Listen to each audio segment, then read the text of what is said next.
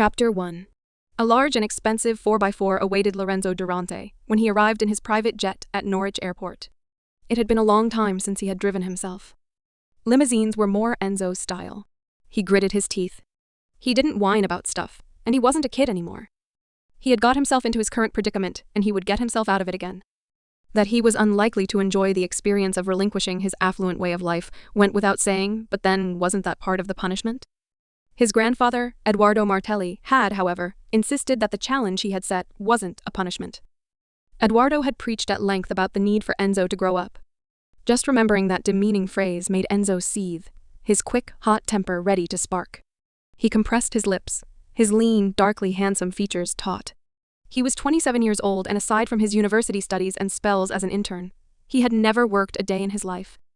Why would he have? Orphaned as a baby, he had inherited billions from his late father, Narciso.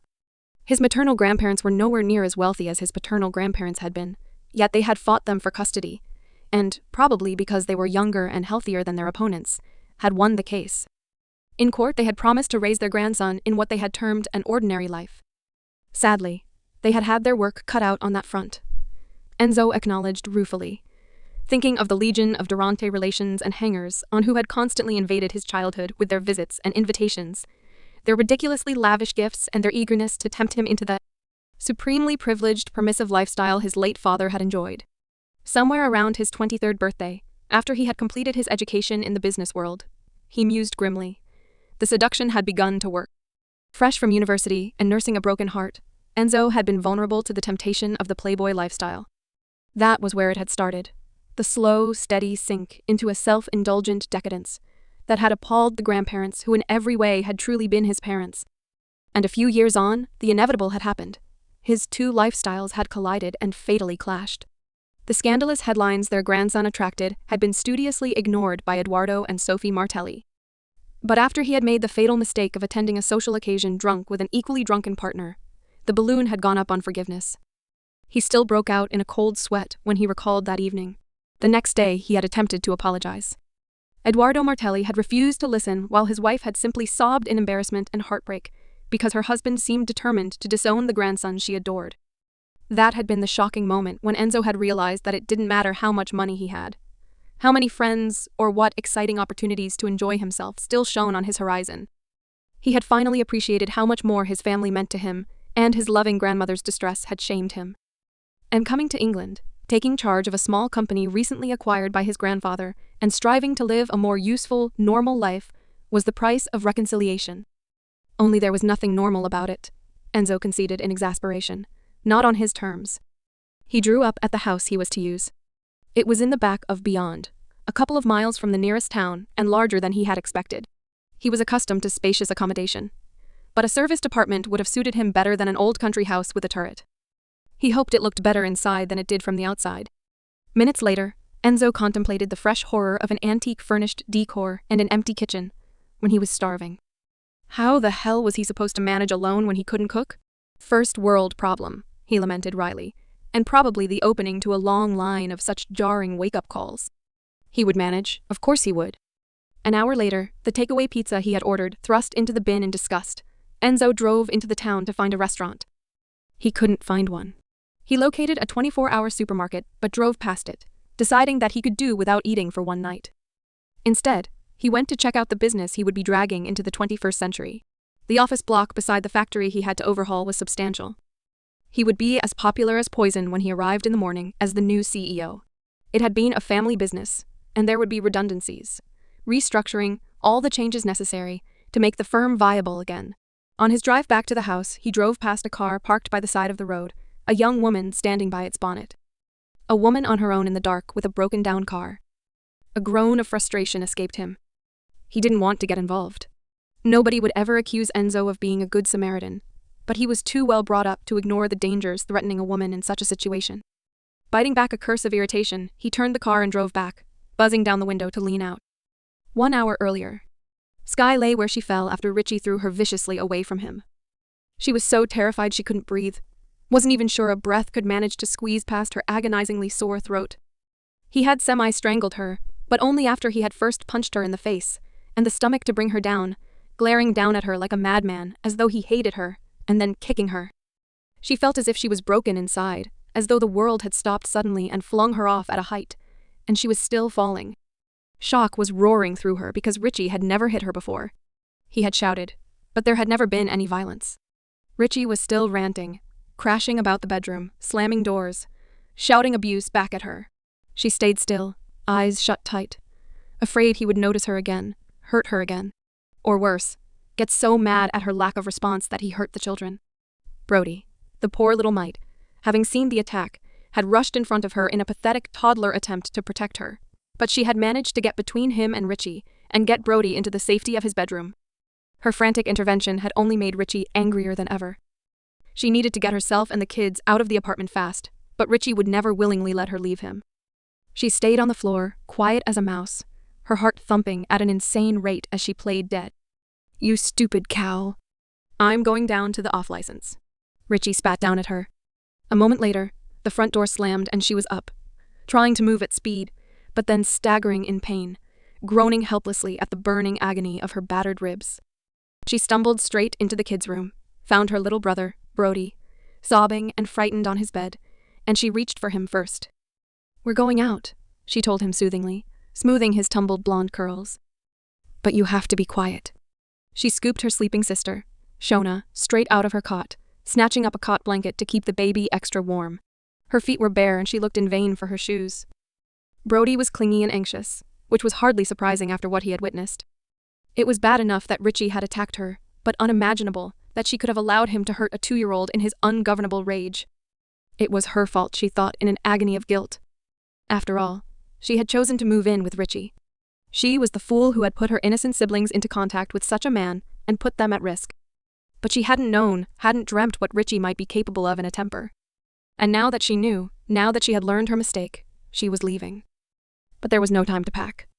There was too big a risk of Richie coming back before she could get away. She could return for their stuff later, when everything had calmed down and he was hopefully at work.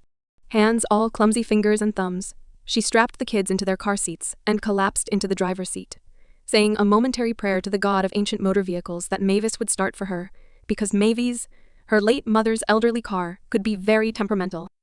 When the engine burst into noisy life, she heaved a sigh of relief and moved off, hunched over the wheel while she worried about where on earth she would go. A homeless shelter? A women's refuge?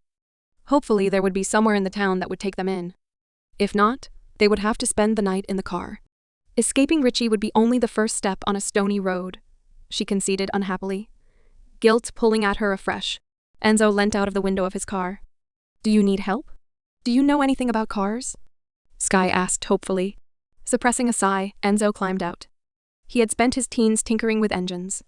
Unfortunately, one glance under the rusted bonnet was sufficient to tell him that it had been at least a decade since even basic maintenance had been carried out on the old banger. "It could be any one of a number of problems," he pointed out wryly. "Have you called anyone? Do you belong to a motoring organization?" "I'm afraid not, and I haven't called anyone, but I don't have anyone I can call right now." She framed awkwardly, stepping back from him because he was very tall and broad, and somehow elegantly intimidating, beautifully dressed as he was in a business suit. Enzo looked at her for the first time. She had blonde corkscrew curls that fluffed around her triangular features like a tousled lion's mane, and there was something wrong with her face. If she would just move out of the shadows into the brightness of his headlights, he could get a better look at her. "There must be someone," Enzo told her confidently. "Friends? A family member?" "No, at this time of night there's really no one," she insisted uncomfortably, stepping off one foot onto the other. Enzo stilled and scrutinized her bare feet in disbelief. "Why do you have no shoes on?" "It's freezing tonight. I left home in a hurry." She tried to laugh, but the effort seemed to choke her. Her hand flew up to her face, and she winced in obvious pain. "You're hurt," Enzo registered in consternation. "Was there an accident? Should I call the police?" "No, please don't get the police," she urged with a shiver of dismay. "Then what can I do to help you?" "Just drive on. You did the kind thing and stopped, but I'm not really in a position to be helped." "Unless you can fix the car," she muttered shakily. "I can't leave you out here on your own," Enzo objected, peering down at her as she shifted position. She was very small, possibly about 5 feet tall, and probably only about 100 pounds soaking wet, as well as being pretty young. "Surely I can drop you off somewhere." As she moved forward, he saw her swollen face, the partially closed eye and the ring of dark bluish bruising circling her throat, like a macabre necklace. "Madonna Mia, you've been attacked and you're hurt. Is that why you left home in such a hurry?" "Yeah. We're running away. Just not doing a very efficient job of it," she mumbled shakily. "I'll ring a breakdown company," Enzo informed her, digging out his phone, only vaguely wondering why she had referred to E when she was alone. "I'm not sure I can afford one." "Then let it be at my expense," Enzo urged, searching for the nearest breakdown service on his phone, keen to find a solution and move them on. "But let me take you to the nearest hospital now. You need medical attention." "Do I look that bad?" she asked baldly. "You look like someone tried to strangle you and you got punched in the face," Enzo bit out in a taut undertone. For although he knew that some men beat up women, he had never come across it in his own life, and he was very much shocked by the state she was in. "A doctor should look at you, but I still believe that the police would be the best option as a first port of call." "I can't go to the police." Enzo lowered his phone with a frown of irritation. "Your car can't be picked up until tomorrow. I'll drive you into town." "I don't know you." "I can't get into a car with you." Sky gasped. "My name is Lorenzo Durante. My friends call me Enzo." "And you are?" "Sky Davison," she provided reluctantly. "If I leave you here," Enzo murmured dryly, "I'll be informing the police of your location and the condition I found you in." "Why on earth would you do that?" Sky gasped. "In case something happens to you, or the driver of one of the cars that have already been passed, assumes that I'm responsible for your condition," he completed grimly. "Oh, for goodness sake," Sky exclaimed, out of all patience. "I have a solution.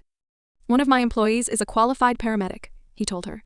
"If you were agreeable, Paola could check you out at my home, but firstly, let's get you some shoes." "Paola. Is that a woman's name?" Enzo nodded confirmation, and saw some of her tension evaporate, because she found the mention of another woman reassuring. "But first we'll get you a pair of shoes," he repeated stubbornly, evidently finding her shoeless state intolerable. Sky caved in. "I'll have to move the car seats over. And I hope you don't mind dogs." Enzo frowned in bewilderment as she moved around to open the passenger door. "Car seats? You have a dog?" Over her shoulder inside the dim interior of the old car, he glimpsed a baby covered to the chin by a blanket, and beyond her, a dozing toddler. Something small and wriggly bounced out of the passenger seat footwell to dance around his feet. "That's Sparky," she said hoarsely, detaching the straps holding the baby and lifting the baby to settle her down in the footwell, while she removed the car seat. As another car's headlights lit up the night, Enzo bent down and scooped up the little dachshund and put him straight into his car, before he could streak off and become roadkill. As Sky struggled to lift the baby's car seat, he lifted it out of her arms and settled it into the back seat. Registering that she was in too much pain to bend and do what had to be done, he reached in and took care of it, reaching out for the baby and tucking it into the cozy carrier to snap the belt closed again. "Thanks," she said in surprise that he should have done that for her, for Richie had never helped with the children. The little boy started crying the minute he saw Enzo. "It's not your fault." Sky sighed. "He's just a bit scared of men after what he saw tonight." "The assault happened in front of him?" Enzo exclaimed as she lifted out the toddler, leaving him free to remove the second car seat. "I'm afraid so. I feel so guilty about it," she whispered. "You don't have anything to feel guilty about," Enzo told her squarely. "It's not your fault that you were attacked." Enzo attached the second seat and helped her to stow the little boy into it. All that finally accomplished, he closed the door on his unexpected cargo. 2 children and a dog, he was thinking in sheer wonderment. But what else could he do but help? It was an emergency. The transfer complete, Sky clambered painfully and slowly up into the front passenger seat. "I'm so sorry about all this," she mumbled. "I'm sure you don't need the hassle." "Takes my mind off my own problems," he countered calmly. "I'll ring Paola while you're in the supermarket buying some shoes." His complete calm and assurance were wonderfully soothing to her raw nerves. "Will you stay in the car with the children?" she heard herself ask daringly. "I'm not going to abandon them, and we don't want to move them again at this time of night," he pointed out. A few minutes later, he drew up in the car park and said, "Would you like me to go in first and get shoes for you?" Sky shook her head, and that hurt too. She didn't think there was a single part of her body free from aches and pains. "No, I'll be fine." Relieved she had brought her bag, she went into the shop, receiving barely a glance from the security guard on the door. She grabbed a basket and selected a pair of canvas shoes from the display, hurrying around to the baby section to pick up nappies, baby milk, and a bottle, and a few other necessities for her siblings, grateful that she had enough money from a recent tax refund to cover her purchases and keeping her. head down to avoid notice. When she returned to the car, Enzo was on the phone, talking in another language. He had rung Paola at the hotel his security team were using, and asked the older woman to meet him at the house. She complained vehemently about the fact he had gone out again without his bodyguards. In return, he told her about Sky and the children. She wanted to know why Sky wasn't willing to go to the police. Enzo admitted that he had no idea and had hesitated to push lest she took fright. He had thought it was more important to help her than demand answers about what was, strictly speaking, none of his business. Paola will meet us at my home, he advanced, finishing the call.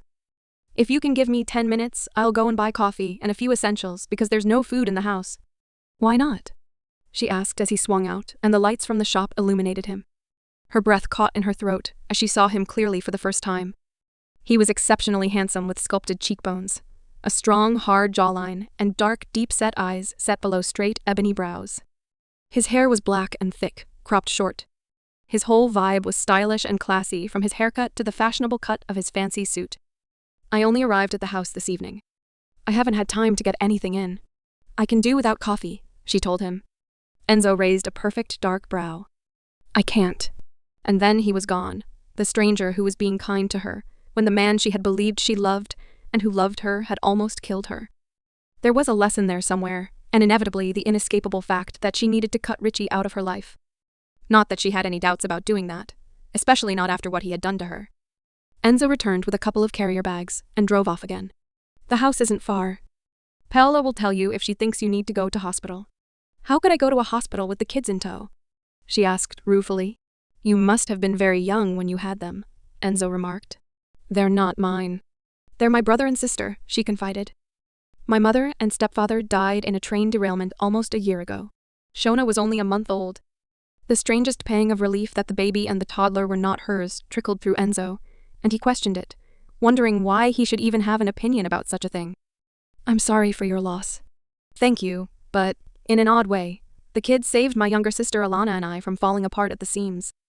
We had to keep going for their sake. Were you running away from a husband tonight? He asked flatly. No, a boyfriend. Luckily, we're not married, she whispered. And although splitting up poses some challenges, we don't own property together, or anything else. Enzo filtered the car off the road and down a driveway lined with tall laurel hedges. Her jaw dropped when she saw the big Victorian house with the spectacular tower attached to one end. This is where you live? She queried. As of this evening, yes, Enzo confirmed without enthusiasm. Paola is already here. I suppose we'll have to bring the kids and the dog indoors too. Yes. You wouldn't want to see what Brody could get up to left in a car by himself. His head of security awaited them in the front porch. Her eyes widened into a fixed stare when she saw Enzo with Brody in his arms. The toddler was grizzling and cross, and wriggling like a snake in a sack. Let's get inside first, he suggested as Paola led the way into the gracious hall. I'll check Sky over in the sitting room, Paola announced, her first aid bag firmly gripped in her hand. Are you able to look after the children? Brody sobbed into his shoulder and tried to struggle free. I'll manage, Enzo intoned with determination. As he set the toddler down on his own feet rather than risk dropping him, Sky handed him the baby. Try not to wake her up, she advised. Enzo walked into the kitchen and sat down, heaving a sigh. Rescuing women was exhausting and frustrating, and he lacked the appropriate skill set required for tending to children. But he knew that he still would have helped Sky even had he known that she had children and a dog in the car with her. Who you? Brody demanded tearfully, stopping dead in front of Enzo, stretching up, striving to look bigger than he was. I'm Enzo. I'm hungry, Brody announced. And I have to go potty. Enzo almost groaned out loud, suddenly grateful that he had noticed where the downstairs cloakroom was and leading the little boy there. I need help, Brody told him. Clutching the baby under one arm and thinking that it was really a remarkably accommodating baby, Enzo crouched down to help Brody with his clothes. That accomplished, he turned on the tap for the toddler to wash his hands. He couldn't believe what a production it was to take care of so simple a task. The boss doesn't know anything about children. Paola was chuckling as she attended to Sky in the elegant drawing room. It'll be an education for him. He's been very kind to us, Sykes said ruefully. But when he saw the kids and the dog, I think he was tempted to run. Don't tell him I said that, but his face was a study. Is he single? Very much so, not the settling down type, the older woman confirmed calmly. I think your ribs are bruised rather than cracked, so you'll just have to nurse them along until they heal. Your throat. Try not to talk too much and rest it. That's more serious, and I still think you should have let the boss take you to hospital. The nearest hospital is miles away, and the children have gone through enough tonight. You need to go to the police and report the assault. Sky looked away uncomfortably. I can't. Why not? He might do this again and you might not survive the next time. Sky paled and winced. He's in the police. How could I report him where he works? They might not even believe me, and he's bound to have friends there, and then he would find out where I am. I think he has a tracker app on my phone. Paula studied her, appalled. He's a policeman? You still have to report him. As for the app, give me your phone now and I'll check it. If there's an app, I'll remove it. Sky walked back out into the hall and saw Enzo with Brody at his feet, and a still slumbering Shona draped over one broad shoulder. She hovered uncomfortably while Paula took her leave and departed through the front door, having returned her phone to her. I should get going as well, Sky remarked. That would be crazy this late at night when I have at least 6 bedrooms empty here, Enzo contended. Pick your own rooms upstairs. Sky winced. That's very generous of you, but… Enzo surveyed her lazily. Without the bruising and swelling that marred her delicate features, he surmised she would be very pretty. No, I'm being practical, and you need to try and see the bigger picture here. You and the children are safe under this roof. I have 24/7 security. You can also lock yourself into your room. You will not be disturbed, I assure you. You are totally free to leave the house anytime you wish. Sky reddened and checked the time, lifting Shona off his shoulder with an exhausted sigh of surrender. He crouched down to lift Brody, who was mumbling in a semi-doze. I'll show you upstairs. I'll be leaving early in the morning for work.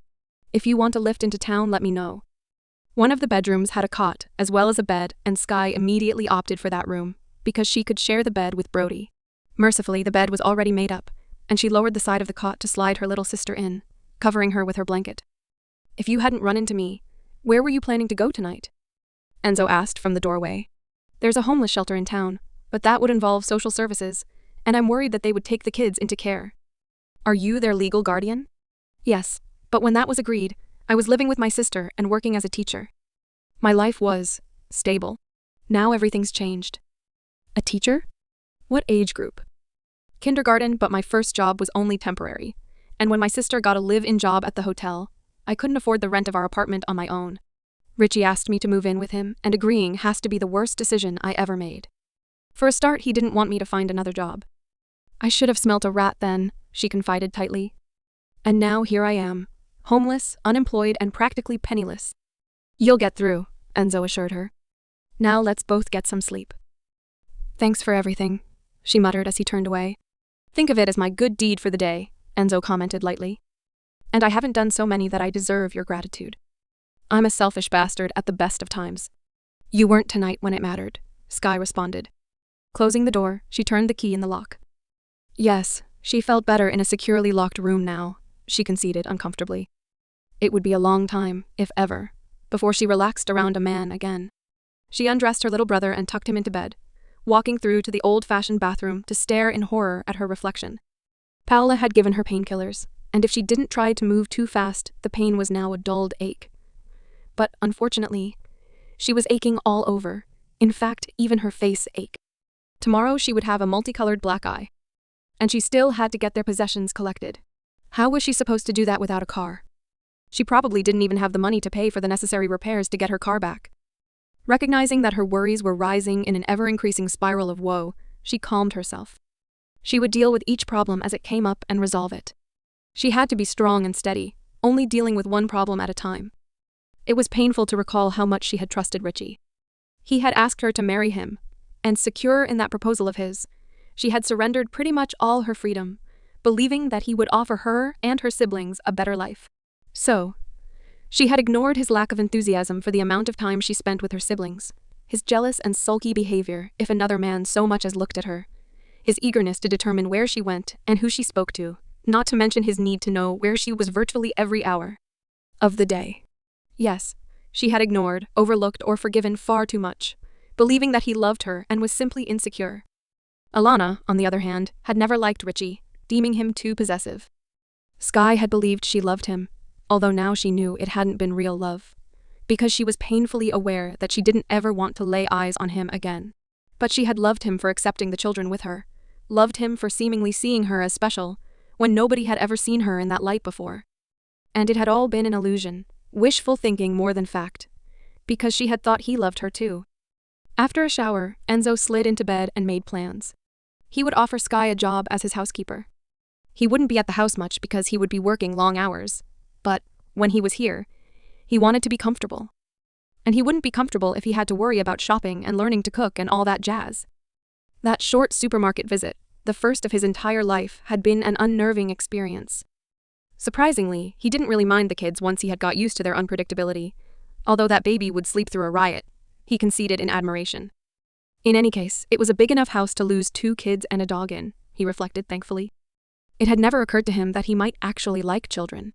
After his disastrous experience of love at university had taught him how little some women could be trusted, he had assumed that he would never marry and never have children of his own. Only now did it strike him that he shouldn't allow that experience to dictate the rest of his life. Sky woke up as usual when Shona let out a hungry wail. She felt like wailing too because she was also hungry and thirsty. Her sudden movement to get out of bed reminded her sharply of her condition. A jagged moan of pain was wrenched from her, and Brody sat up with a start. "Breakfast," he said cheerfully, unconcerned by their unfamiliar surroundings. She had a quick shower in the bathroom, took care of her siblings, and was about to go downstairs with them when a knock sounded on the door. She undid the lock and peered out through the gap. "I heard the children and thought you might appreciate a change of clothes." Enzo extended a pile of clothing. "It's not much, and we're a hopeless mismatch in size, but it's better than nothing." "Thank you," Sky said. "That was thoughtful of you." Brody squeezed past her. "Enzo." Her little brother caroled in delight, as though Enzo were his best pal. "I'll be down in 2 minutes," she called, shaking out a t-shirt and a pair of sweats. She shed her jeans and sweater, dispensed with her underwear, and pulled on the t-shirt. She rolled up the legs on the sweatpants and pulled the ties at the waist tight to keep them up on her slender frame. She looked ridiculous, but feeling clean made her feel immensely better. Enzo took her breath away in his conservative navy pinstripe suit teamed with a dark shirt and red silk tie. He was standing with the microwave oven open. "It's not a toaster," Brody was saying authoritatively. "It may have a toasting mechanism," Enzo told the little boy very seriously. "I'll take care of the toast," Sky said with amusement. Shona clasped under one arm while she filled the kettle to make a bottle for the baby. "I need the baby stuff I left behind. I'll send you over with a car and a driver today, and you can collect it all." "I also have a proposition to make," Enzo announced. "I need a housekeeper. You need a job and a roof over your head. Interested?"